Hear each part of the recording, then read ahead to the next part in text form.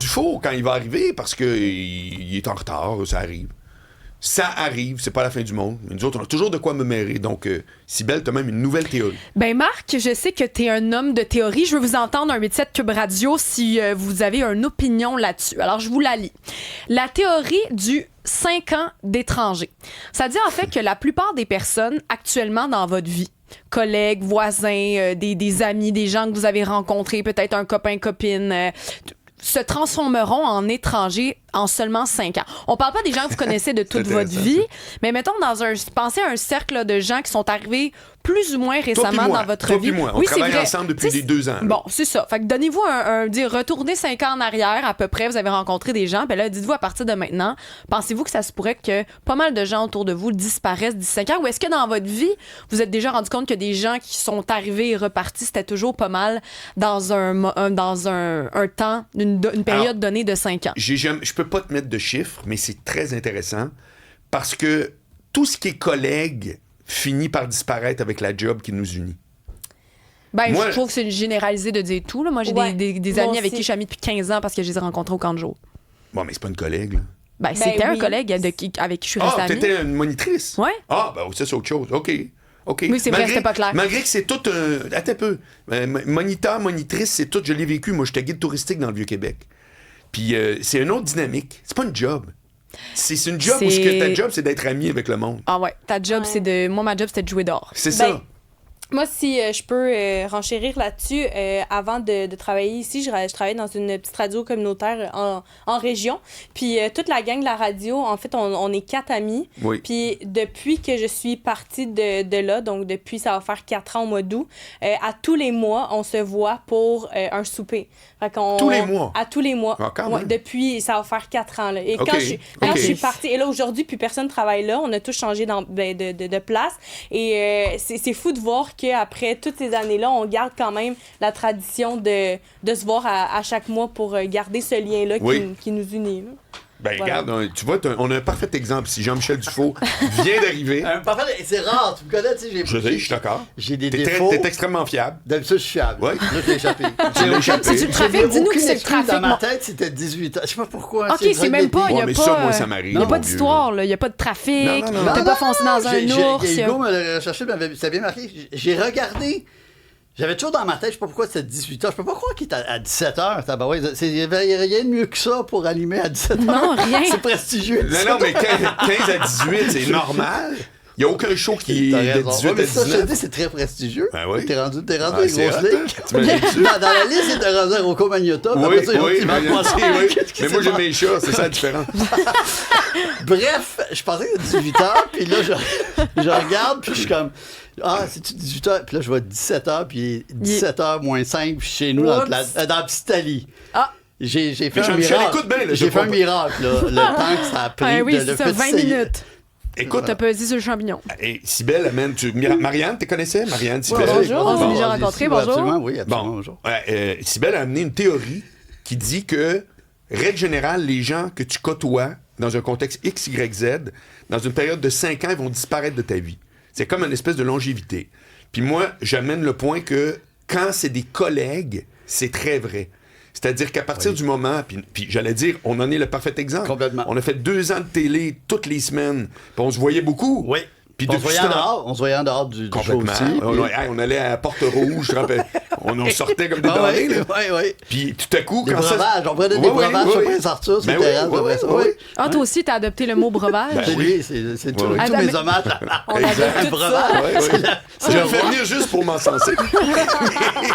Mais pour vrai, je trouve que ça a beaucoup de poids, cette affaire-là. C'est vraiment... Ça, c'est un truc hyper intéressant. Pourquoi il y en a que tu gardes contact, puis pourtant, t'as pas de chicane, puis à un moment donné, la vie fait que... On a toujours eu plein d'affinités. Puis complètement. Mais on a se voit toujours rarement. Puis c'est drôle, toi, c'est un cas intéressant où souvent, je disais, je suis pas d'accord avec Marc, puis je suis très ami avec. C'est vraiment un gars le fun à qui discuter. Puis j'aimais qu'on soit pas toujours d'accord sur des affaires, puis que tu peux être quand même aimé quelqu'un, mais des fois, des divergences d'opinion sur la politique ou autre. Puis c'était un bon exemple. Puis socialement, on se voyait. Mais je pense c'est aussi qu'à un moment donné, moins, mais tous les deux, on n'a pas d'excuse parce qu'il y en a, des fois, c'est la famille, les enfants, il y a ça, le rythme de vie. Mais nous deux, je sais pas comment. C'est un exemple de la théorie. Ouais. Ah, d'ailleurs, juste parce qu'on vient de recevoir un commentaire, parce que je vais te lire des commentaires d'auditeurs, ça rentre comme ça, puis il dit « Quand Jean-Michel va arriver, taquinez-le sur son retard. Il taquine toujours son collègue Benoît Robert sur son manque de ponctualité dans 2 tapons au Japon. » Exactement. Entre les deux, c'est moi le grand frère, le cérébral, le sérieux. Le cérébral. J'ai été le bum aujourd'hui. Je dis, je n'ai aucune excuse. En quoi le voyage au Japon pour cette émission-là, qui est à 5-6e édition, Jean-Michel? De vos voyages? Quatrième. On fait Thaïlande, Vietnam, Mexique et 4e. En quoi ça a été différent des autres? C'est quoi le Japon la première affaire que tu penses? Là? C'est une bébête unique au monde, je dirais. C'est un pays insulaire, qui s'est formé de quelques îles principales. C'est une mentalité assez fermée. Pendant longtemps, ça a été un pays fermé, d'ailleurs, aux étrangers. Il y a eu vraiment... On veut personne d'autre. Oui. C'est un pays fascinant dans leur façon de gérer l'espace public, l'espace partagé. Très, très différent de nous. Ça a été dit, mais c'est vrai que c'est frappant. La propreté dehors, c'est fascinant. Tout le monde dit ça, mais c'est vrai. Puis pourtant, c'est des êtres humains. C'est vraiment être sur une autre planète sur notre planète. Moi, c'est ça que je trouve. C'est des êtres humains avec 2 bras, 2 jambes, mais tabarouette, c'est comme une autre affaire. Tu vas dans la rue, il n'y a aucune saleté. Il n'y a pas de poubelle aussi, parce que vous savez que s'il y a des poubelles, les poubelles vont déborder. Fait que là, il n'y a plus de poubelle, fait que tu gardes tes affaires avec toi, puis c'est frustrant des fois parce que je veux le jeter, mais tu veux pas, puis tu vas même au 7-Eleven, au dépanneur, puis là, ils vont dire non, c'est seulement les poubelles du 7-Eleven que tu as le droit de déposer dans la poubelle. C'est une ségrégation de poubelle. Exactement. Il y a du racisme de poubelle. On veut pas de poubelle de Lawson ou de Family Mart. Pas question, zéro. Garde tes cochonneries. Mais c'est toujours encensé, c'est toujours le Japon. OK, mais question à l'inverse. Qu'est-ce que tu ramènerais jamais au Québec du Japon? Ah, c'est bon, ça. Bonne question. Ben, tu sais, on a les défauts de nos qualités, là, cette vieille phrase cliché. Une rigidité. Et c'est un peu froid quand même. C'est drôle, j'ai croisé, je ne vais pas faire de name dropping, mais Serge Denoncourt, je l'ai croisé cet hiver. On était à Milan ensemble pendant les Olympiques, et puis on était prendre un café. On se connaissait pas vraiment, mais j'aimais le personnage. Je disais, hey, pourquoi on ne prend pas? Puis il m'a donné rendez-vous dans un très beau café de Milan parce qu'il connaît les endroits chics et branchés. Et puis lui, il était allé avec son neveu, puis il a dit, j'ai détesté ça. Ah ouais? Il dit, contrairement à tout le monde, il dit, j'ai détesté ça.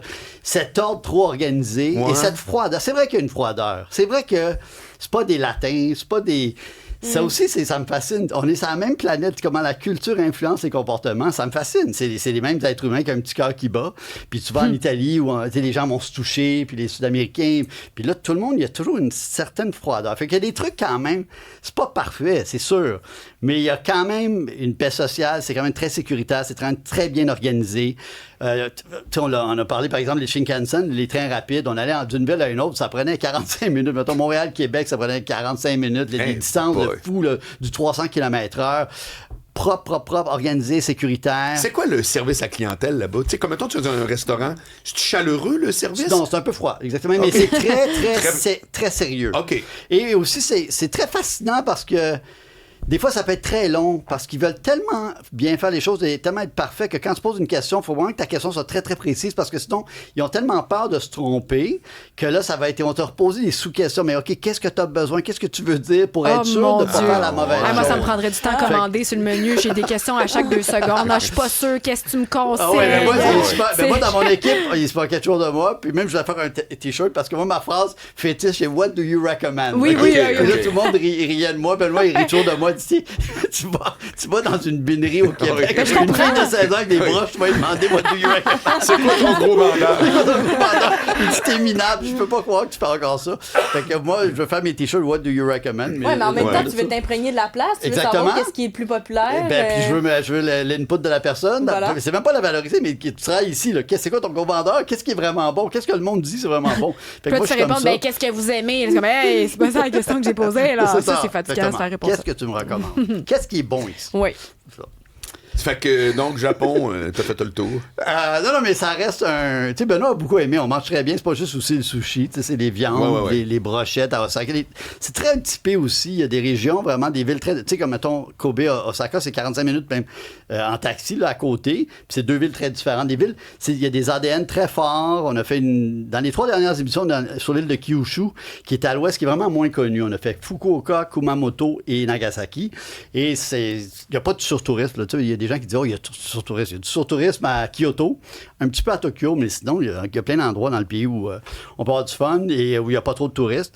Non, c'est un pays fascinant. C'est quoi le coût? Comment ça coûte, aller là? Non, justement, c'est un truc formidable aussi. Tu sais, historiquement, disons, il y a 20, 30, 40 ans, le yen, la monnaie nationale, était très forte. Donc, les clichés que tu entendais, c'est que c'est très cher. Tu vas là-bas, un jus d'orange, c'est 15$. Okay. Alors que là, le yen a vraiment beaucoup dévalué. Ça fait qu'au niveau de la bouffe, c'est très, très, très raisonnable. Beaucoup moins cher qu'ici. Les hôtels sont raisonnables. Oui, c'est moins cher qu'ici. Manger, c'est moins cher qu'ici. Ici, c'est rendu cher. Là. Je le dis tout le temps, dans Montréal, au Québec, c'est d'accord. Là, quand tu rajoutes le 15, le 30%. Écoute, à Paris, là, moi, j'ai vécu à Paris en 2009, puis je suis retourné en novembre 2024 avec ma sœur. Puis j'ai dit, hey, on va aller à un restaurant que je me gâtais, là, quand je sortais là, le Rocher de Cancale, je me souviens, 2e arrondissement. C'était le même prix, Jean-Michel. Exactement. Et ben, ça, tu dis c'est incroyable. C'est comme si l'inflation puis la pandémie ont moins frappé là-bas. Je suis d'accord. Clair. Puis là, j'étais en Italie, puis même en faisant puis l'euro est fort présentement. Il était à 1,6. Là. Je trouvais que c'était moins cher. Ici, c'est vraiment rendu cher. Ça, on le dit, tout le monde le dit, mais c'est vrai. Manger, prendre un café, tout est cher. Puis tu rajoutes le 15 plus 15, minimum, le 15% de service, le 15% de taxe. Ça revient bien cher. Donc, le Japon, rapport qualité-prix. Même les hôtels, c'est pas incroyable, mais tu as un bon rapport qualité-prix entre du 150, $200, mais quelque chose de très propre, très moderne, très contemporain, et de se déplacer, manger très, très, très raisonnable. Étonnamment raisonnable. Pas autant peu cher, mettons, que le Vietnam ou la Thaïlande, mais pas cher. Mais ton fameux train là, que tu disais, 45 minutes... Ben, c'est des prix très raisonnables. Je dis, c'est moins cher qu'ici aussi. Pour te donner un exemple, en fin de semaine, si je vais à Québec en train, ça va, vas-y. De samedi, retour dimanche, là... 250. C'est ça. Ouais. 265. Exactement. Moi, l'an dernier, je suis allé en semaine 2 jours, 2e classe, pas en première classe dans le train. Moi aussi, je pas en première classe. Montréal-Québec, aller-retour 272. Oui, j'étais un peu au dernier moment pour acheter le billet, mais je me disais, ça n'a aucun sens. Ils veulent nous encourager à prendre le transport en commun, passer vers Greta Thunberg, tout d'accord, mais vos prix n'ont aucun sens. C'est fou, là. Puis en plus, la lenteur du service, c'est lent, là. C'est pas des trains ultra rapides. C'est 3h15, ça, c'est quand il y a... Ça arrive jamais à 3h15. C'est 3h30 minimum. Mais c'est ça, c'est parce que tu dis, rendu là, je prends-tu le char? Ben oui, je sais. Ça ne te fera pas 275$ de d'essence. Financièrement, là, c'est ça. Je peux comprendre le monde de faire, ben là... Tu détestes conduire? Moi, j'aime pas conduire, moi. J'ai un chalet, puis je suis obligé de conduire, mais dans la vie, j'aime pas conduire. Hein? J'aimerais bien mieux. Tu m'apprends ça, toi, t'as joué. Ben, ça, c'est détester. Mais c'est pas un truc. Il y a du monde qui aime ça. Mettons Michel Barrette. Moi, j'aime ça manger des mille. Puis oui. C'est comme, non, je préfère manger un sandwich au papier ciré que ah non, parce que je peux rien faire d'autre.